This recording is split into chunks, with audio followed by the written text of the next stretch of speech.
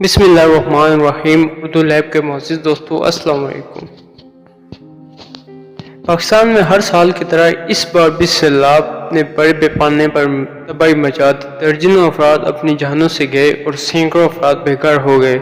سیلاب کے باعث درجنوں بند ٹوٹ گئے اور ہزاروں ایکڑ اراضی پر کھڑی فصل تباہ ہو گئی۔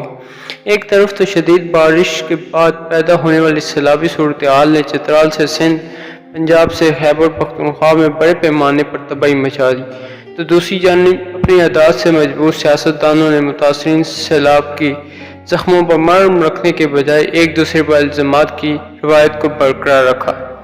اس تمام صورتحال پر سوشل میڈیا میں عوام کی جانب سے مختلف سوال زیر گردش ہیں، جو ناظرین کی خدمت میں پیش ہیں۔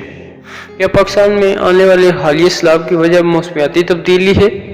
بلا شبہ دنیا بھر کی طرح پاکستان میں بھی موسمیاتی تبدیلی کے اثر نظر آ رہے ہیں، جس کی وجہ سے گلیشیئرز تیزی سے پگھل رہے ہیں اور پھر یہی پانی دریاؤں اور ندی نالوں میں شامل ہو کر سیلابی صورتحال پیدا کرنے کا سبب بن رہے ہیں۔ اس کی تازہ ترین مثال چترال میں آنے والے سیلاب میں ہے، جس میں بارشوں سے زیادہ تباہی گلیشیئر سے پگھلنے والے پانی نے مچائی۔ پہلی بات تو ہمیں یہ سمجھ لینی چاہیے کہ سیلاب ایک قدرتی آفت ہے اور اس کا اختیار کسی انسان کے ہاتھ میں نہیں ہے۔ یہ سب اللہ کا نظام ہے۔ وہ اپنی مصلحت کے تحت کہیں بارش زیادہ برسا دے اور کہیں سالہ سال بارش ہی نہ ہو۔ لیکن آج کے جدید ترین دور میں یہ حکومتوں کی ذمہ داری بنتی ہے کہ وہ اپنی رعایا کی جان و مال کا اہتمام کریں۔ انہیں سیلاب سے قبل احتیاطی تدابیر اختیار کرنے کی ہدایت جاری کی جائے، اور اگر صورتحال بہت زیادہ ابتر ہو تو اپنے شہریوں کو محفوظ مقام پر منتقل کرنے کا بندوبست کیا جائے۔ اگر ہم پاکستان کے سیلاب کو سامنے رکھتے ہوئے مذکورہ نکات کا مطالعہ کریں تو ہمیں وفاقی اور صوبائی سطح پر ان اقدامات پر صرف بیان بازی کی حد تک عمل ہوتا نظر آتا ہے، جبکہ اپوزیشن جماعتیں بھی ایسے مواقع پر پوائنٹ اسکورنگ کرتی نظر آتی ہیں۔ کیا ہم زندگی بھر کالا باغ ڈیم کے معاملے پر ہی الجھتے رہیں گے؟ کالا باغ ڈیم کی تعمیر اب قومی سے زیادہ سیاسی مسئلہ بن چکی ہے۔ پاکستان کی تمام سیاسی جماعتیں اس بات پر تو متفق ہو جاتی ہیں کہ اگر بھارت نے ہماری طرف میلی آنکھ سے دیکھا تو اس کی آنکھ سے ہی آنکھ نکال دیں گے، لیکن جب کالا باغ ڈیم کی باری آتی ہے تو اس ہی میں سے چند جماعتیں بھارت کے حق میں فیصلہ دیتی نظر آتی ہیں۔ اب آپ حیرت زدہ ہوں گے کہ بھلا ایسا کب ہوا کہ پاکستان میں رہتے ہوئے کوئی بھارت کے حق میں فیصلہ دے؟ تو جناب، آپ اس بیان کو کس طرح دیکھیں گے کہ اگر کالا باغ ڈیم بنایا گیا تو پاکستان نہیں رہے گی؟ کیا یہ بغاوت نہیں ہے؟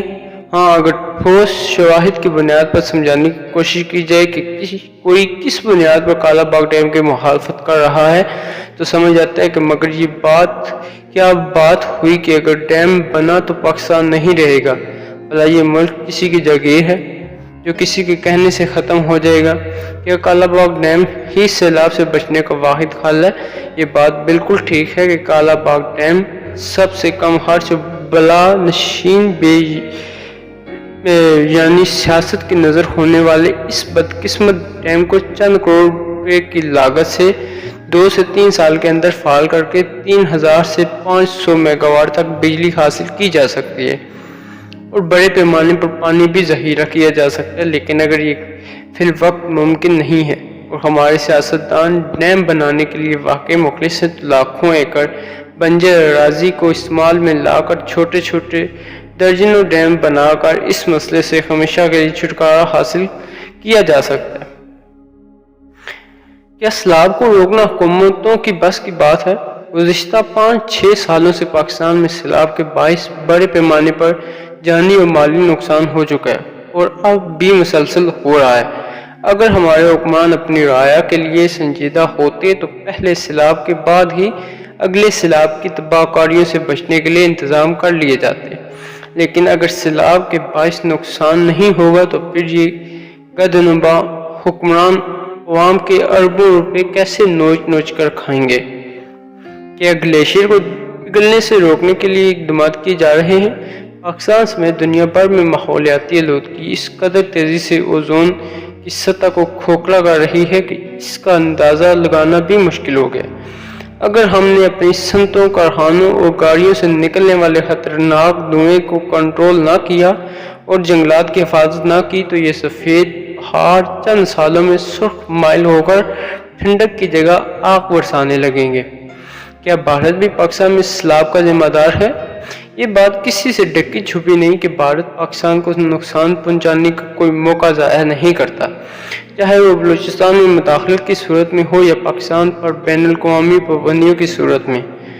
LOC और वर्किंग बाउंड्री पर सीज़ फायरिंग के खिलाफ वर्जी हो या फिर इंडस वाइड माहदे के खिलाफ वर्जी, पाकिस्तान की जानिब से बहने वाले ज़्यादातर दरियाओं का मंबा भारत से गुजरता है और इस चीज़ का फ़ायदा उठाते हुए भारत पाकिस्तान की तरफ से आने वाले पानियों पर 30 से ज़ायद डैम्स बना रहा है, जिसकी वजह से पाकिस्तान को हमेशा इस बात का ख़तरा रहता है कि भारत किसी वक्त डैम्स के स्पिल्स वेज खोल कर देगा तो पाकिस्तान में सैलाबी कैफियत पैदा हो जाएगी।